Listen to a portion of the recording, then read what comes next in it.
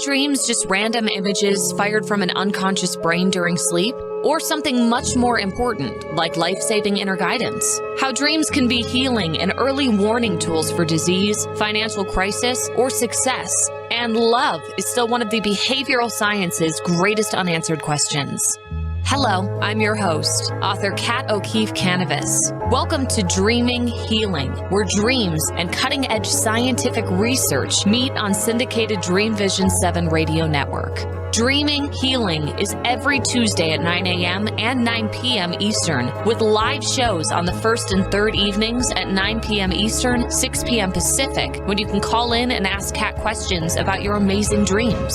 Talk on air. Call toll-free 833-220-1200. That's 833-220-1200. Come live your dreams out loud with Kat. Good evening, everyone. I am your host, Kathleen O'Keefe Kanavos, but my friends all call me Kat, and you are listening or watching Dreaming Healing on Dreamvisions 7 radio network. If you are only listening and you'd like to watch this show, because this is a live video podcast, you can go to my website, Kathleen O'Keefe Kanavos, and that's Kathleen O''K-E-E-F-E-K-A, N as in Nancy, A, V as in Victor, O-S as in Sam, .com, and it will take you to my website. And if you look up in the right-hand corner of that very first page, you'll see Dr. Oz on there and the doctors and all that. Just click the black button that says radio show. And it will take you to my webpage on Dreamvisions 7 radio network. And if you look on that page, you'll see a little camera with some little antennae on it. Just click that and boom, it will take you right to the show. And you'll get to watch the show. And from that same place, you can watch all the archives, all the archived shows. So tonight, I want to talk to you about dreams. Oh, there's a real surprise, right? So what if you met your dream lover in your dreams? Would you miss the message and the lover? You can dream your life to health, wealth, and love if you can understand the signs and symbols of the 7 most common dreams. I met my future husband in a dream when I was 8 years old. That's right, 8 years old. Then I met him 19 years later and married him. That was almost 40 years ago. And then my dreams saved my life 3 different times with breast cancer. And it's in this book right here, Dreams That Can Save Your Life. You can see I'm in this book all the time talking about it on shows, my shows, other people's shows. So for those of you who are new to my show, I'm a 3-time breast cancer survivor. And I had gone in for my yearly mammogram, pap smear, blood test, all that fun stuff, you know, we do every year in order to stay healthy, make sure that we're on the right health path.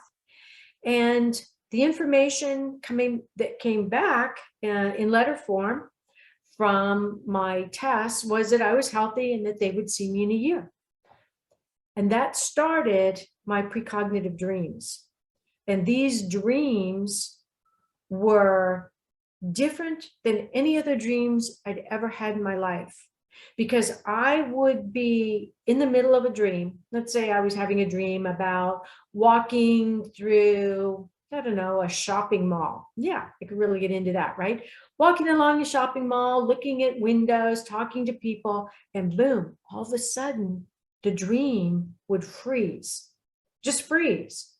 And I'm still standing there looking at my frozen dream going, well, that's weird. It's like a frozen page on a computer, which told me right away it was a lucid dream. And we're going to talk about those in here. And then a little window showed up in the middle of that frozen page, that frozen dream page. And it expanded and it expanded until it became a door. And through that door walked a Franciscan monk. I'm still standing there in my old dream going, what? What is this? Through the doorway walks a Franciscan monk. He's got on his brown robe. The hood is pulled up. He's got a rope belt on, and on his feet are leather sandals. I mean, I can see all the details. Can't see his face because the hood is up. And he walks up to me and he says, come with me. We have something to tell you.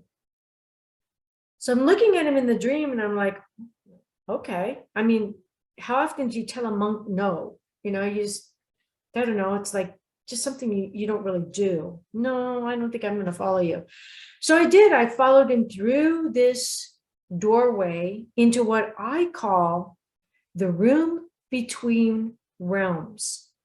It's a room that is neither of the living nor of the dead, but rather it's a room where the living and the dead can visit each other and get information. Now, I had never been in this room before. I'm looking all around. It's so white, it's blinding. You can't tell the difference between the floor, the walls, and the ceiling. It's like you're inside a big, white, round bubble. And inside that room are two other monks. And they come up to me and they take my hand, physically take my hand, place it on my breast. And they said, the monk that had my hand on my breast said, do you feel that? I said, well, yeah. What is that? They said, that's breast cancer. You go back to your doctor tomorrow without an appointment.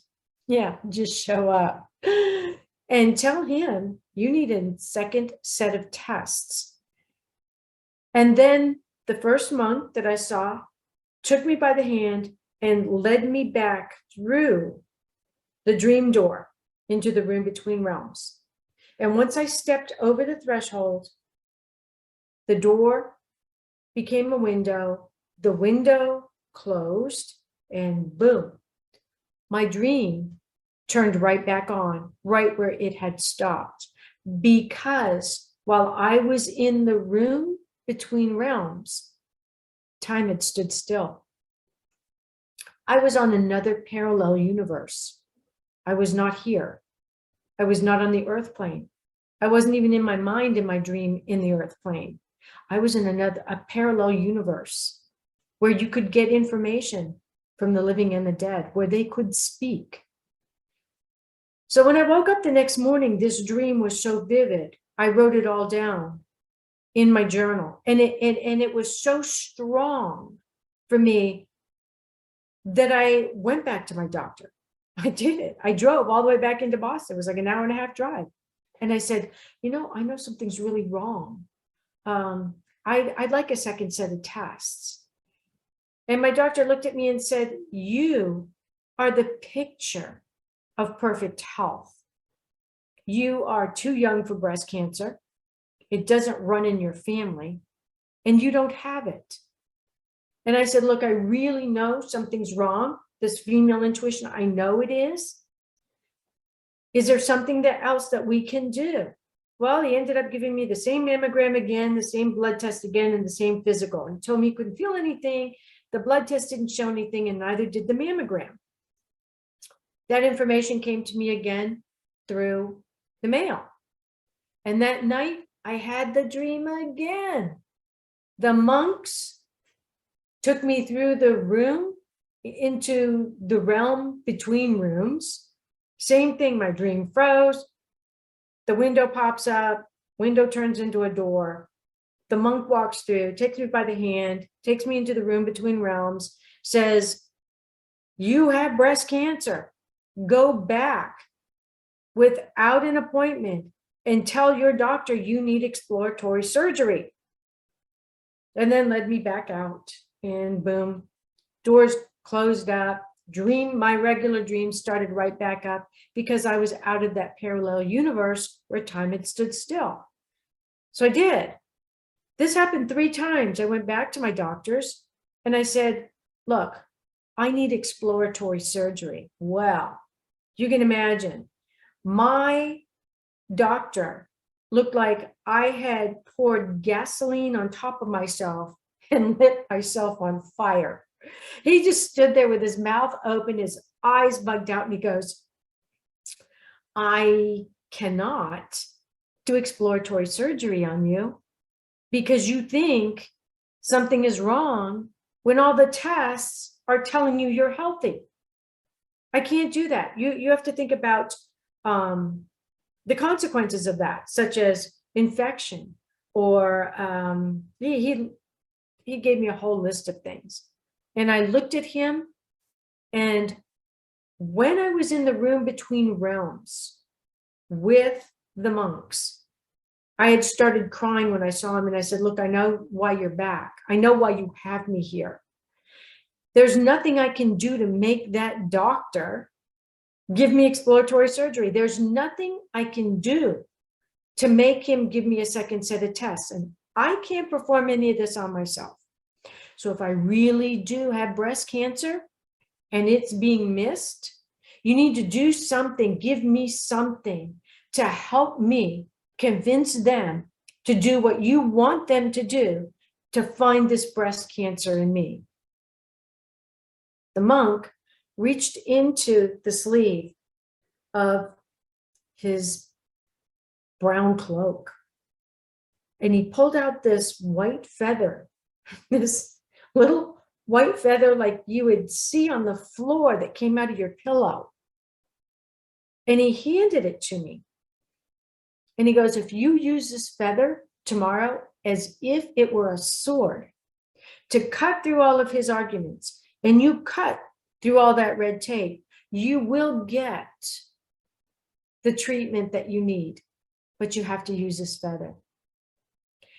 So now when I'm standing in his office and he's staring at me like I've set myself on fire and telling me, no, he can't do that for all these different reasons, I remembered the feather. And I reached into my mind and pretended I pulled that feather out. And I imagined myself pointing it at him. And it was my sword to cut through all of his arguments. And I said, you're my doctor. I know something's wrong. I would never want to be just cut open for the fun of it. You know I'm not a hypochondriac. Help me. I don't know where else to go. I don't know who else to talk to because you are my doctor. Well, I don't know how many of you have ever seen those vampire movies where the vampire walks in the room and says, you want to jump off the roof and land on your head, and you want to go up and jump off the roof right now. And the person goes, yes, I want to jump off the roof right now, and goes up and jumps off the roof. Well, that's kind of like what happened. It was like he was glamored, like a vampire. And he looked at me, and I'm still imagining pointing my feather at him. And he walks out of the room, comes back in about 10 minutes later and says, I made an appointment 3 days after New Year's. We'll do the exploratory surgery. I know that this is just, if it's anything, it's a fibrostic tumor. It's nothing, Kat, really, it's nothing. But I had the appointment. I got it simply by believing in my dream, believing in that feather, believing in that spirit guide, who for me was a monk. So a few days after New Year's, I had the surgery. And long story short, because all of this is in my book, Dreams That Can Save Your Life, which is a compilation book of 30 other people who had similar dreams. Turned out I was in stage 2 breast cancer with it in my lymph nodes. And that sent my doctor running for the hills. He was like, oh my gosh, I can't believe this. Now I have to refer you to a specialist. And I had asked him, just when he said, I'm going to do the surgery 3 days after New Year's, I said, shouldn't we have an oncologist present? And he said, you don't need an oncologist.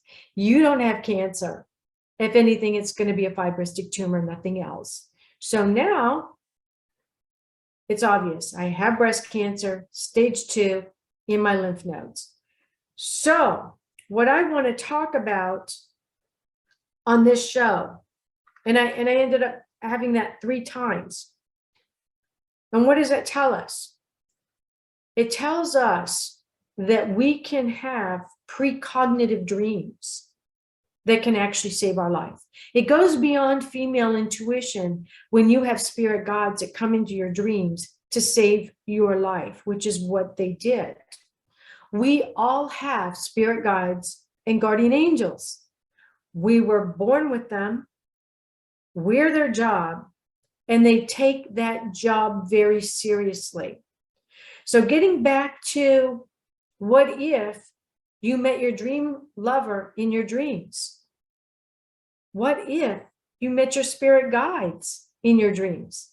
What if you met your deceased loved ones in your dreams and they all had a special message for you?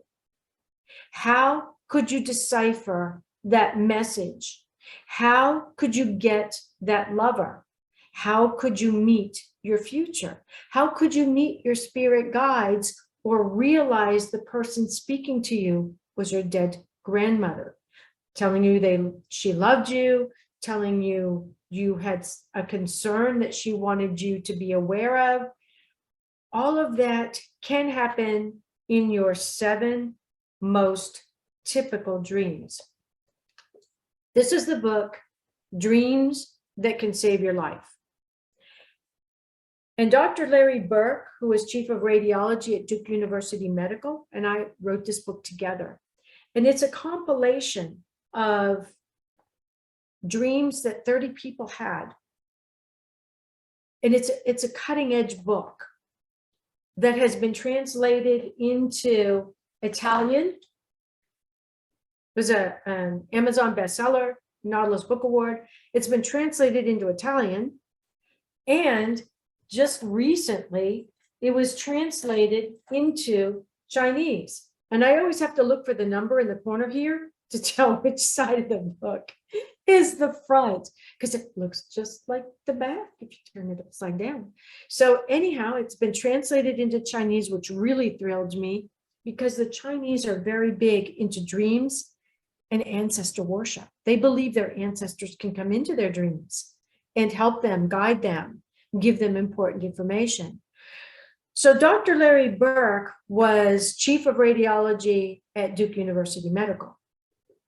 And when women would come in for their radiation treatment because they had breast cancer, he would give them questions to fill out on a piece of paper. And one of the questions was, how did you find your breast cancer? Did you find it yourself, like in a shower, personal breast exam, mammogram, MRI, check one of the boxes. And he had 19 women who filled in underneath, none of the above. My cancer was found in my dreams and validated by pathology reports.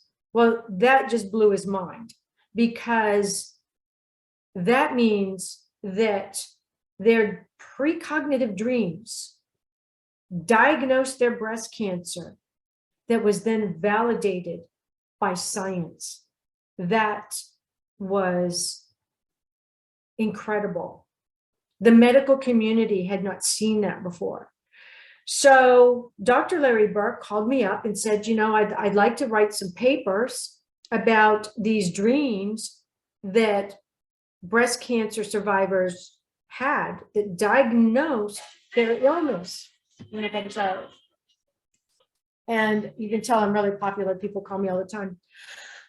And so he said, I would like to see if you can be the 20th person in my group, and Duke University Medical is going to fund this. So I said, sure, I'd love to do that. So he did all the research and he published all these medical papers, and they went all over the place. And when he was all done, he said, oh, this was wonderful. Thank you very much. And I said, is that it? What about all the people all over the world, the women all over the world who need to know that their dreams can save their life. And he said, well, what do you suggest we do? And I said, well, I suggest that we write a book that is understandable, that's not a medical paper, that's not published in medical journals, but a book for the average person that makes sense, that they can use as a health tool to help them understand their dreams and to use their dreams to diagnose their health. And he said, well, okay, but it has to be published by a conventional publishing house. I'm not going to self-publish. And we need to write it together. And I'd like to do a compilation book. And I said, fine, yes to all of the above, because I've already done all that. I have the agent and we will send it out to a publishing house. So long story short, we put out on social media that we were collecting stories for this book. And during that time, we also wrote the book proposal to give to my agent so that she could send it out to the publishing houses. And what happened next was absolutely astounding. First of all, we got our 30 people within 2 weeks. I mean, they were like dropping out of the woodwork. And some of them are actually doctors in here who had precognitive dreams that diagnosed their illnesses.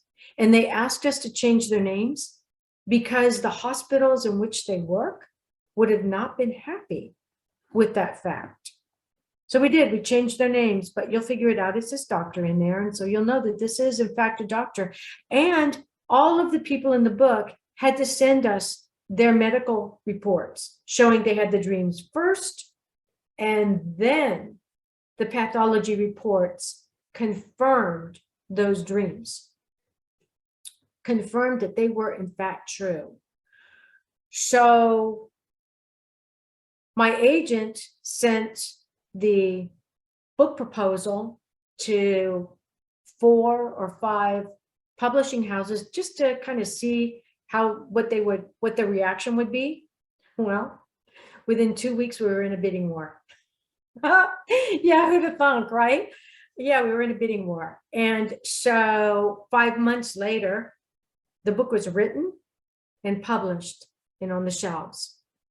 So we're going to take our first quick break. When we come back, I am going to read the chapter that I wrote about the 7 basic types of dreams so that you can understand what they are, how to use them, how to read them, and what to do with them. So don't go away. You are listening to Dreaming Healing on Dreamvisions 7 Radio Network. I'm your host, Kat Kanavos, and we will be right back.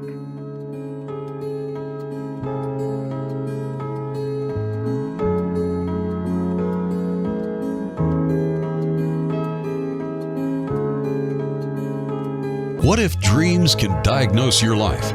What if we can meet the love of our life in dreams? Join host Kat O'Keefe Kanavos, the #1 internationally best-selling author of Dreams That Can Save Your Life, written with Duke University medical doctor Larry Berg. Dreaming Healing is where we'll explore dreams, research, and interpret dreams from you, the caller. Dreaming Healing shows can be heard every Tuesday at 9 a.m. and 9 p.m. Eastern, with live shows on the first and third evenings at 9 p.m. Eastern, 6 p.m. Pacific Time on syndicated Dreamvisions 7 Radio Network. Come live your dreams out loud with Kat. Are miracles real? Can you move from mayhem to miracles? 30 prominent authors say yes as they share their high fives and down lows of challenges, abuse, addiction, and love. Experience hope, the magic elixir of miracles, through the personal stories of New York Times bestselling authors James Redfield, Dr. Bernie Siegel, Sister Jenna, Reverend Temple Hayes, and many more. If you like bestsellers, chaos to clarity, and crappy to happy, you'll love crying and laughing through mayhem to miracles. Sacred stories of transformational hope. Available now on Amazon and in bookstores worldwide. Did you know that every word you speak matters? What you say and how you say it can make or break a relationship or shift the outcome of any situation. Are your conversations making a difference? Faith in God, gratitude, authenticity, and giving are Teresa Velarde's heart. It's in this spirit that she's focused on making a difference in the lives she's blessed to touch. Conversations That Make a Difference is now on syndicated Dreamvision 7 radio network every Tuesday at 5 a.m. and 5 p.m. Eastern Time, with live call-in shows every first and third Tuesday at 5 p.m. Eastern. In a world facing annihilation, a miraculous African nun rises to become the first female pope through a web of war, murder, and betrayal. Loved by some, hated by many, she becomes the deadly target of Islamic terrorists and her own cardinals as she introduces a new vision that will either save humanity or accelerate its destruction. 4 people must race against a nuclear holocaust to learn her astonishing secret. Pope Annalisa is available at petercanova.com, Amazon, and other online booksellers and bookstores worldwide. This is Dreamvision 7 Radio Network, uniting mankind with universal love. Our shows are created from the heart, bringing each listener to a place of divine enlightenment. Breathe, relax, and enjoy. Let life flow. Welcome back to Dreaming Healing. I'm your host, Kanavos, and you are listening to Dreamvision 7 Radio Network. So just before the break, I was kind of telling my story so you could get some idea of where I'm going with this radio show and the 7 types of dreams. And they're in chapter 5 of the book, Dreams That Can Save Your Life, which is on Amazon. You can get it there. It's on page 44. And so I start that chapter out with a Luke 4:23, and it says, "Physician, heal thyself." So we have a physician within us. Some of us even have monks that come to us in our dreams and can help us heal, help us find the illness and then heal ourselves. So I also say the Talmud says a dream which is not interpreted is like a letter which is not read. And I always add a letter to self, because our dreams are an aspect of ourselves. Our dreams are us speaking to us. One of the ways to look at that is if our brain is the computer for our whole body, when something is off, when we're off by a degree, when we have an army inside of us that we don't even know about yet, the computer knows. The computer runs the whole body. It knows, it's very intricate. And it can speak to us also through our dreams. It may not be a spirit guide. It may not be a guardian angel. It may be us speaking to us to say, you need to go to the car shop, which would be a hospital. If our body is the car that takes us through life, you need to go to the shop and get adjusted, get this fixed, get your oil changed, get your brake pads changed. And so that's one of the ways that we can speak to us ourselves through dreams. So the 7 dream categories. The first one is one of my favorites. It's called the daydream, because I've run into so many people who have said to me, you know, I don't dream. Well, yeah, you do dream. You just don't remember your dreams. But with a daydream is when you are not focused on something, when your mind relaxes. Let's say you're ironing, or you're getting ready, you're chopping vegetables for dinner, or you're just driving in the car and you're watching the world go by, and your mind relaxes because you're on a long country road and there aren't any lights and there aren't any stop signs and there's no other traffic on the road, and your mind starts to wander.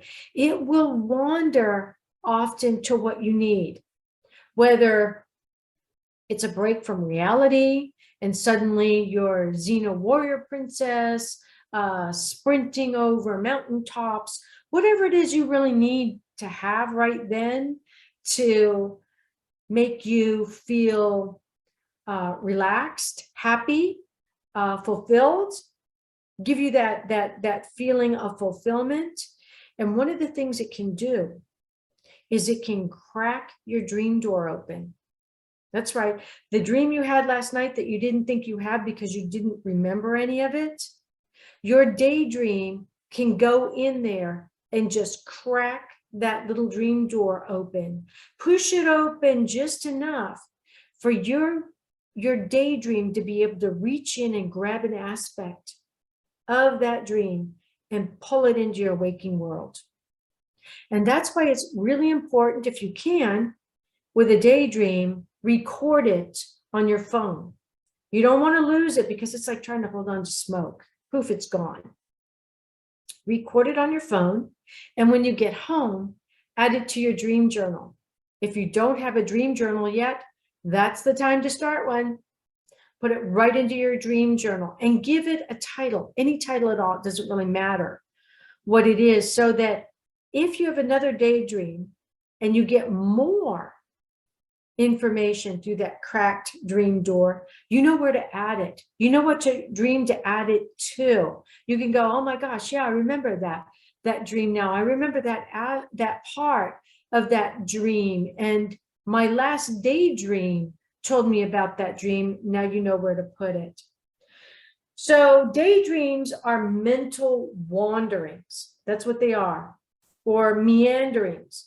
And they are really kind of without a purpose, but the purpose is to not really have a purpose so that you can connect to dreams you've forgotten or need to remember. You're awake, but no longer focused on a task. They also happen when you're bored. If you want to have a daydream, make yourself sit in the corner and get really bored. You'll have an incredible daydream. Your mind will go, oh, I can't take this. Okay, we're going to escape to the Sahara Desert. And you will have a daydream.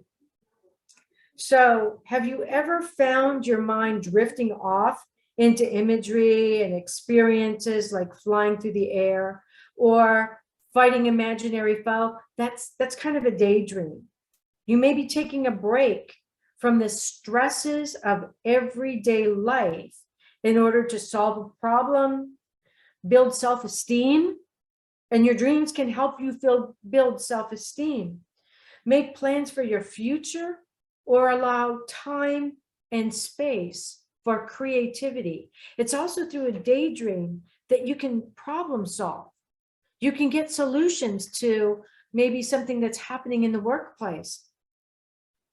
So daydreams are an ordinary form of altered consciousness. That's what it is. You're not asleep, you are awake, but you're still having that altered consciousness.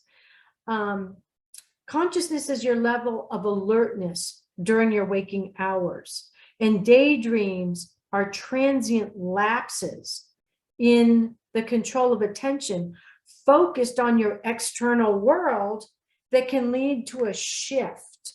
And you need that shift to focus on something that you've forgotten, like a dream. And you can get that not just through a daydream, you can also get it through meditation, prayer, and self-vocalization, speaking to yourself, talking to yourself. You'd be amazed at how often you'll answer yourself with a daydream. So as your mind wanders, you begin to receive this information outside of the realm of external consciousness. Okay, you're no longer really driving in your car. You're in the woods that you're driving past. You're in the sky where the clouds are going over. In a way, your mind automatically defaults to what I call universal Google. Seriously, it's universal Google. And it's where if we have been trying to figure out how to solve a problem whether it's internal and we don't even know it, or even external. It's during the daydream that we access this universal Google, and we can get the answers in our daydream. These answers may alter your health, your love life, your job, and sometimes these are all often intertwined. What if you're dating someone and you're thinking about going to the next level of whatever that dating is, whether it's moving in together or just spending more time together, but you like almost have like these reservations. And this was a true dream that somebody shared with me. She kept dreaming, daydreaming, that she'd be walking down the street and there'd be red flags just flapping in the breeze. And then she remembered that she actually had a dream where she was walking down the middle of the road, holding this guy's hand, and all these flags were flapping, but she had totally forgotten that dream. Totally forgotten it, never remembered it, never wrote it in her dream journal. So she immediately, when she got home, she wrote that snippet of daydream in her dream journal.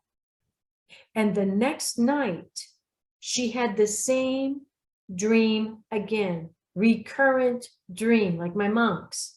And she's walking down the road with this man she'd been dating from work, holding his hand, all happy, and all these red flags are flapping in the breeze. And she goes, oh my gosh, I got it. Yeah, he's a friend. I really like him. But those red flags are telling me we shouldn't be going to the next level. This dream lover is not the love of my life. This is just the lover of now. And it's not going to go any further. We're on an endless path where I don't see any future, just more path and more red flags and more path and more red flags. So her daydream woke her up to the fact that this dream lover was only a now lover, not a future lover, and certainly not a part of her future. So nearly everyone daydreams on a regular basis, and studies indicate that as many as 96% of adults engage in at least one bout of daily daydreaming. So that means if you're listening to this show, each day you at least you have one daydream. That tells me that daydream is important, and we wouldn't do it every day. I mean, we have to eat, we have to breathe, and obviously we have to daydream. We have between 5 and 7 night dreams every night. And so if we're having at least one daydream during the day, probably more, they have to be an important aspect of our waking world. We wouldn't have them. According to Psychology Today, innovative companies give employees time and space to think creatively, that is, daydream. Google offers a 20% program. M3 has a 15% program, and W.L. Gore & Associates, makers of Gore-Tex, they feature what they call dabble time. And dabble time is time to daydream, because people who daydream get answers to their job challenges, find solutions that work, are happier, and feel in control of their life. There's this imposter syndrome that is so big right now. People feel like they're imposters because they don't know what they're doing in their job. They're not sure that they should have that job. They're not sure they're qualified for that job. Imagine if those imposters just took the time to daydream in their job and got the solutions to their challenges that they needed. They might suddenly decide, hey, I'm not an imposter. This imposter syndrome is just me saying to me, I have a problem, I have a challenge, help me figure it out. So don't go away. We have to take our second break. And when we come back, we're going to talk about the next big dream that we often have, called the lucid dreams. Don't go away. You're listening to Dreaming Healing on Dreamvisions 7 Radio Network. We'll be right back.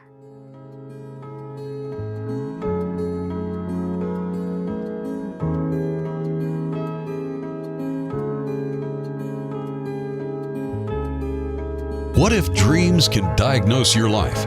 What if we can meet the love of our life in dreams? Join host Kat O'Keefe Kanavos, the #1 internationally best-selling author of Dreams That Can Save Your Life, written with Duke University medical doctor Larry Berg. Dreaming Healing is where we'll explore dreams, research, and interpret dreams from you, the caller. Dreaming Healing shows can be heard every Tuesday at 9 a.m. and 9 p.m. Eastern, with live shows on the first and third evenings at 9 p.m. Eastern, 6 p.m. Pacific Time on syndicated Dreamvisions 7 Radio Network. Come live your dreams out loud with Kat. Omega Institute, offering workshops, retreats, and online learning dedicated to awakening the best in the human spirit. For over 40 years, Omega has seen more than 1 million people come through its doors to grow, learn, and find a greater sense of purpose. Located in Rhinebeck, New York, just 90 miles north of New York City, Omega's natural environment and quiet pace allow for extraordinary experiences to unfold. Learn more at eomega.org or call 800-944-1001. Why are we here? How can we be happy? Questions asked from millennials to boomers. Crappy to Happy, Sacred Stories of Transformational Joy answers them using true stories of grit, grace, and love. James Redfield, author of The Celestine Prophecy, wrote in the foreword, "This book is a seminar about emerging truths and offers grounded solutions through the art of the comeback." Dr. Bernie Siegel, a contributing author, wrote, "Bodies die, but spirits and consciousness survive and recycle." So, grab some tissues, open your book, and prepare to cry and laugh till it heals. Crappy to Happy by Reverend Ariel Patricia and Kathleen O'Keefe Kanavos. Available from Amazon, Barnes & Noble, and booksellers worldwide. Darkest hours to brightest moments. Transformation from despair to happiness. And chaos to clarity. Real people, real pain, real healing. Life-threatening illness, death, abusive relationships, divorce, and overcoming addiction are challenges these men and women faced head-on. See how they emerged stronger and happier. Buy the new book, Chaos to Clarity, Sacred Stories of Transformational Change by Reverend Patricia Caginello and Kathleen O'Keefe Kanavos. Available on sacredstoriespublishing.com and worldwide through Amazon and other retailers. This is Dreamvisions 7 Radio Network, uniting mankind with universal love. Our shows are created from the heart, bringing each listener to a place of divine enlightenment. Breathe, relax, and enjoy. Let life flow. Welcome back to Dreaming Healing on Dreamvisions 7 Radio Network. I'm your host, Kathleen O'Keefe Kanavos, but hey, my friends all call me Kat. So I hope you will too. Before the break, we were talking about daydreaming and how important it is to problem solve, how important it is in your waking world, how important it is even in your relationships. And, it's as easy as just letting your mind wander. So the next dream I want to talk about is the lucid dreams. So when I was having the dreams with the monks coming into my dream through the window and then the door and taking me into those rooms between realms, I knew it was a lucid dream because I knew I was still dreaming. And that's how you know you are in a lucid dream. When you say to yourself, well, that's really weird because this is a dream and I think it just froze, that's a lucid dream. So lucid dreams are extremely vivid dreams that you have while asleep in which you know you're dreaming. They usually occur just as you drop into a dream state, also referred to as the hypnagogic state. And that sounds a little bit like hallucinating because it kind of is. You feel like you're hallucinating, you're spinning, there's colors, there's sounds, you might hear music. That's the hypnagogic state. You feel like you're falling, and that will often happen right before a lucid dream, because when it stops, you'll go, whoa, what was that? I'm sure glad I'm just dreaming now. You're in a lucid dream.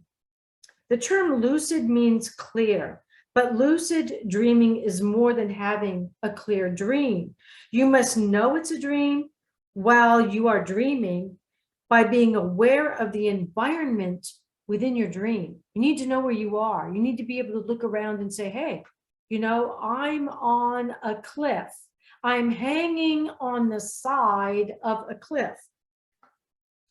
Focus on the details in the dream in order to bring them into your waking world for insertion into your dream journal.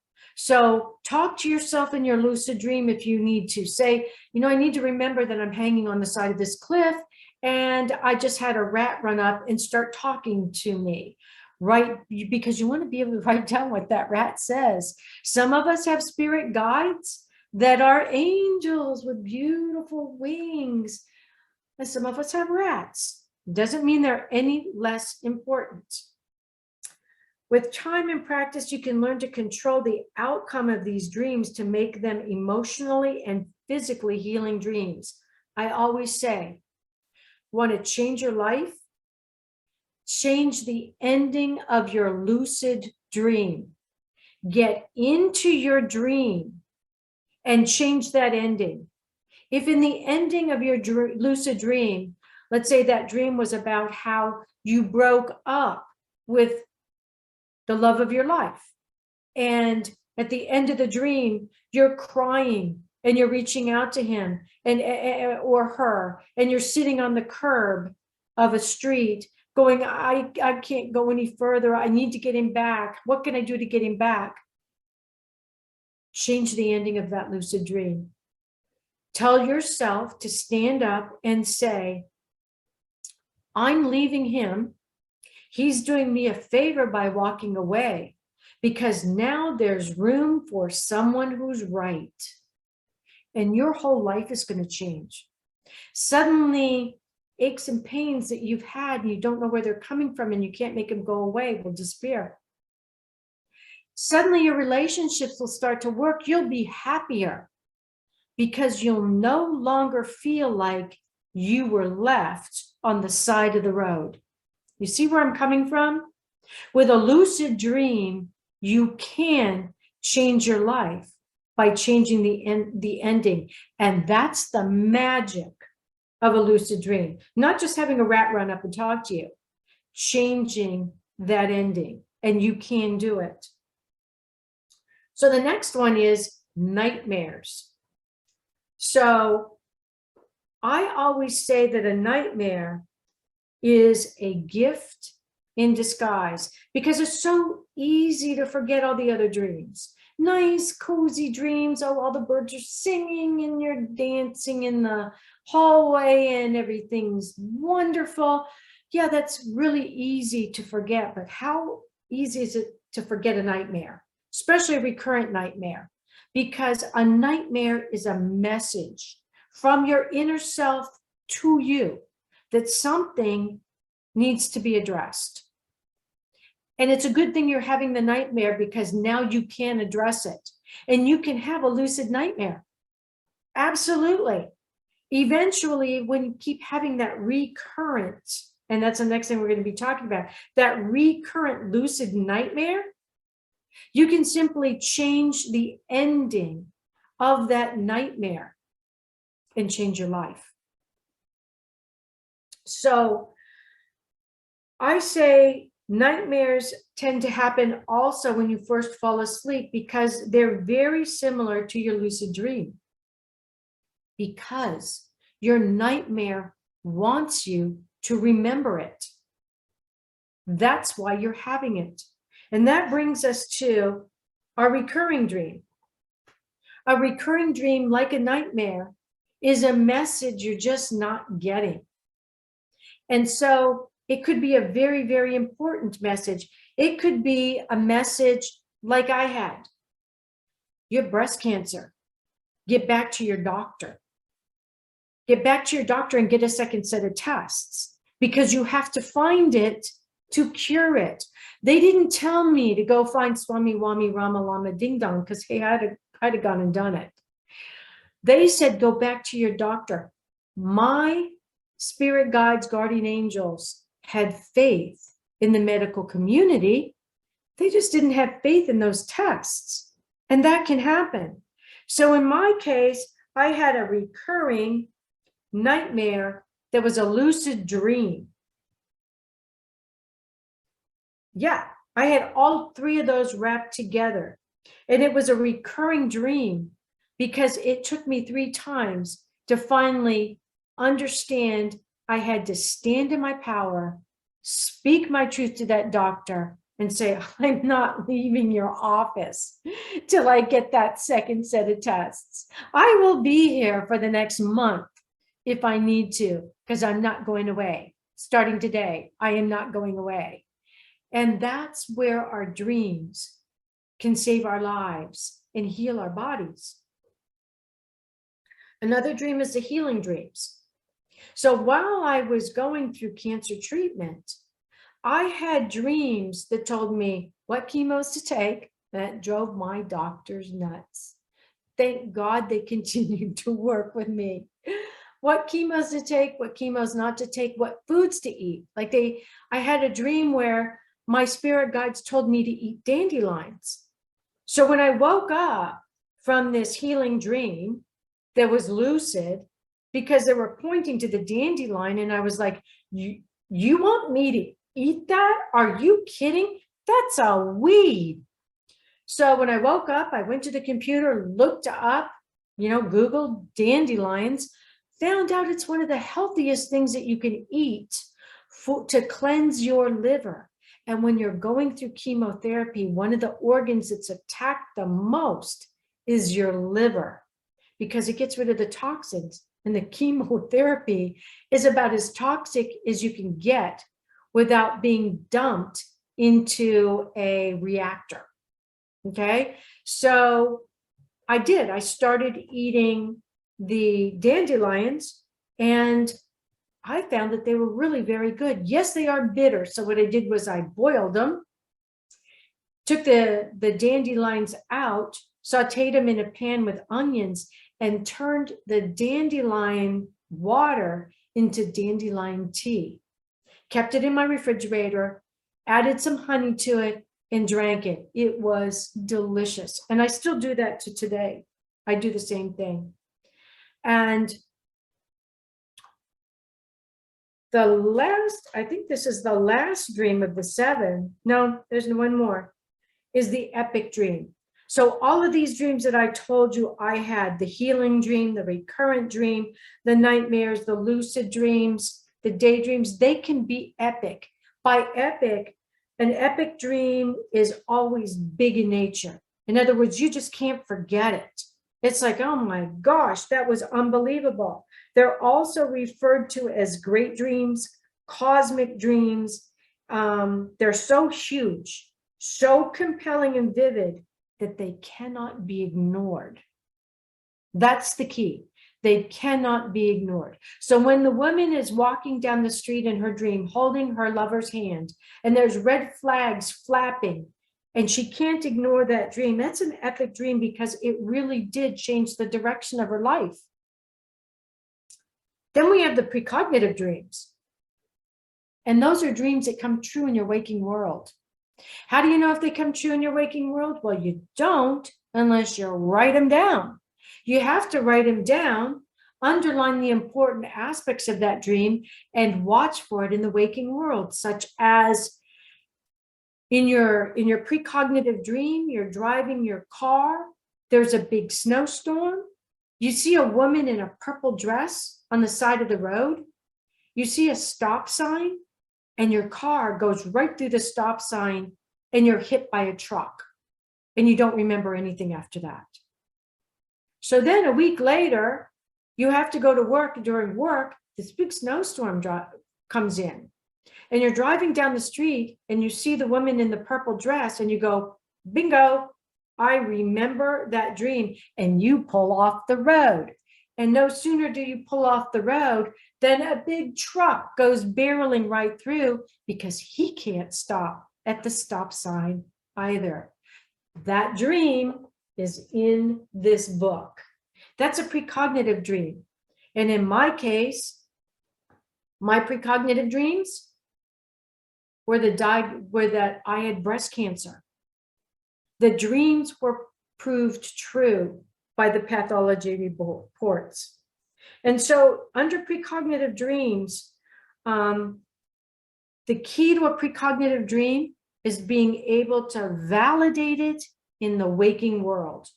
It has to come true. It doesn't have to come true right away. One dream I had where there were 3 crabs scurrying across a floor and I captured them, when my physician within, Dr. Jules, yelled, "Catch those," and I did. At that time, I didn't know I was going to have 3 breast cancers. I didn't know that.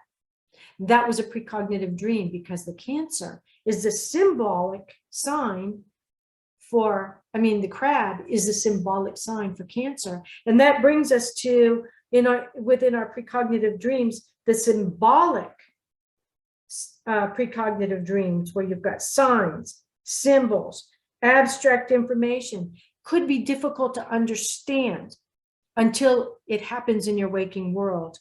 And then you've got the literal precognitive dream, which I had with the monks, where they spoke to me and they said, "You have breast cancer." So those are the 7 most common dreams. And with my dreams with the monks, I had all 7 of them, all wrapped up into one big dream that saved my life. So until next time, remember, everybody dreams, but some dreams save lives. Good night, everybody. Thank you for joining us this evening, and a big thanks to our producer. Tune in next time to Dreaming Healing for more cutting-edge research, live dream interpretations, and stories with radio host and award-winning author Kat O'Keefe Kanavos. Listen every Tuesday at 9 a.m. and 9 p.m. Eastern Time with call-in live shows on the first and third evenings at 9 p.m. Eastern, 6 p.m. Pacific Time on syndicated Dreamvisions 7 radio network. Remember, everyone dreams, but some dreams save lives. Live your dreams. Find more about Kat at KathleenO'KeefeKanavos.com. That's Kathleen with a K. OKEEFEKANAVOS, or The Queen of Dreams on Google search.